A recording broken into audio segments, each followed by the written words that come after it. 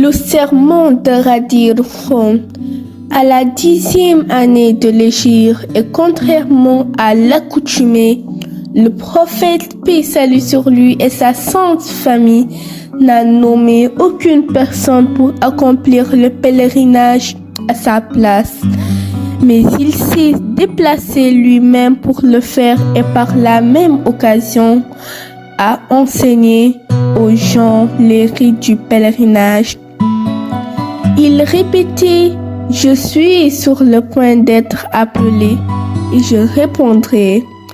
Pour cela, il a envoyé dans les régions et les contrées de la péninsule arabique des messages encourageant les gens à le rencontrer à la Mecque cette année. Entre 90 000 et 120 000 pèlerins se sont réunis à la Mecque, excepté les habitants de la Mecque et les pèlerins du Yémen. Accompagnés de leur chef Ali, fils de Abu Talib, missionnaire et représentant du prophète, paix et salut sur lui et sa sainte famille à Yémen, pour inviter ses habitants à embrasser l'islam et leur enseigner ses lois. Plusieurs parmi eux étaient déjà convertis à l'islam et voulaient aussi rejoindre le prophète, paix et salut sur lui et sa sainte famille à la Mecque. Les épouses du prophète, paix et salut sur lui et sa sainte famille, ainsi que sa fille Fatimatou Zahra, l'accompagnait aussi pour un pèlerinage qui a regroupé ce nombre important de pèlerins que le monde arabe n'avait jamais vu auparavant. Au cours du pèlerinage, le prophète, paix et salut sur lui et sa sainte famille, s'est mis à parler aux gens et leur préciser les principes de l'islam et leurs devoirs, et de même a fait son célèbre discours d'adieu qui est reconnu par tous les historiens et biographes. Après avoir terminé le dernier pèlerinage d'adieu, il a pris le chemin de Médine, accompagné de toutes ces foules. C'était jeudi, le 18 Zulhijja, mois lunaire et mois du Hajj, pas loin d'Al-Juhfa, dans un endroit nommé Ghadir Khoum, un carrefour qui mène à Médine, Égypte et l'Irak. Quand l'ange de la révélation Gabriel descendit avec le verset suivant: ô messager, transmets ce qui t'a été descendu de la part de ton Seigneur.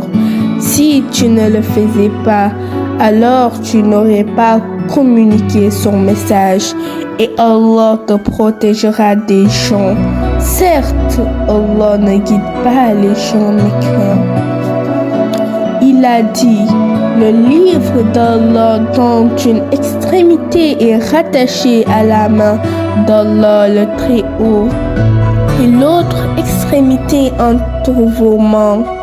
Tenez-la fermement pour ne pas vous égarer. Quant à l'autre, c'est ma descendance, les gens de ma maison. Dieu, le douce, le connaisseur, m'a informé qu'ils demeureront liés jusqu'au jour où ils me rejoindront au bassin oasis. Et j'ai demandé mon Seigneur de l'agréer. Si vous les devancez, vous périrez. Et si vous vous éloignez d'eux, vous périrez. Et le prophète prit la main d'Ali, fils d'Abu Talib, la leva bien haut au point où tous les présents virent la blancheur de la peau, de l'aisselle du prophète et de celle d'Ali. Puis il dit: ô vous les gens, qui a le plus de droits d'autorité sur les croyants qu'ils n'en ont pas sur eux-mêmes? Ils répondirent: Allah et son messager en sont les plus informés. Ensuite il a dit: Certes, Allah est mon maître. Moi, je suis le maître des croyants et je suis celui dont l'autorité envers eux est supérieure à l'autorité dont ils font sur eux-mêmes et celui pour qui je suis le maître. Ali est son maître. Il répéta ça 3 fois. Puis il a dit: Oh Allah, rallie celui qui se rallie à lui et sois l'ennemi de celui qui est son ennemi.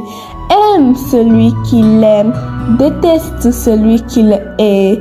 Accorde la victoire à celui qui l'assiste, renie celui qui l'abandonne. Fasse que la vérité soit toujours avec lui, que le présent informe les absents. Et avant que les gens se séparent, Gabriel lui révéla: Aujourd'hui, j'ai parachevé pour vous votre religion et complété sur vous mon bienfait et agréé l'islam comme religion pour vous. Et alors le prophète, paix et salut sur lui et sa sainte famille, dit: Allah est le plus grand d'avoir parachevé la religion, accompli la grâce et de la satisfaction du Seigneur de ma mission et de l'autorité d'Ali après moi. Et les gens se sont mis à féliciter Ali, le prince des croyants, paix et salut sur lui. Et à la tête des compagnons, c'était Abu Bakr et Omar, chacun en disant: Bravo, bravo, félicitations, félicitations.